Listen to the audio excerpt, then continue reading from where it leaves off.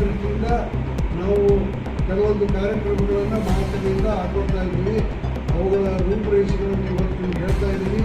ಅವುಗಳನ್ನು ನಾವು ಶೀಘ್ರದಲ್ಲಿ ಬಹುಶಃ ಸೆಪ್ಟೆಂಬರ್ ತಿಂಗಳಲ್ಲಿ ಎಲ್ಲ ಜಿಲ್ಲಾಧ್ಯಕ್ಷರು ಮತ್ತು ಎಕ್ಸಿಕ್ಯೂಟಿವ್ ಕಮಿಟಿ ಮೀಟಿಂಗ್ಗಳನ್ನು ಕರೆದು ಫೈನಲ್ ಮಾಡಿ ಅದನ್ನು ನಾವು ಲಿಖಿತವಾಗಿ ಎಲ್ಲ ತಾಲೂಕು ಘಟಕಗಳಿಗೆ ಎಲ್ಲ ಜಿಲ್ಲಾ ಘಟಕಗಳಿಗೆ ಇಶ್ಯೂ ಮಾಡ್ತೀವಿ.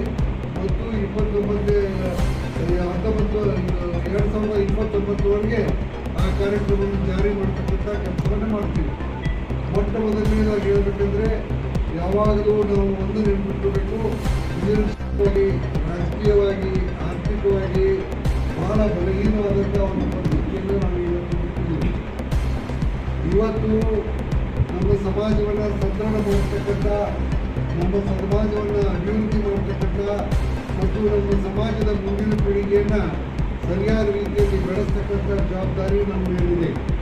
ಇವತ್ತು ನೀವು ಏನಾದರೂ ಆಗಿದ್ದರೆ ನಮ್ಮ ಹಿರಿಯರು ಮಾಡಿರ್ತಕ್ಕಂಥ ತ್ಯಾಗ, ನಮ್ಮ ಮನೆಗಳು ಮಾಡಿರ್ತಕ್ಕಂಥ ತ್ಯಾಗದಿಂದ ನಾವು ಇವತ್ತು ಈ ಪರಿಸ್ಥಿತಿಗೆ ನಾವು ಬಂದಿದ್ದೀವಿ.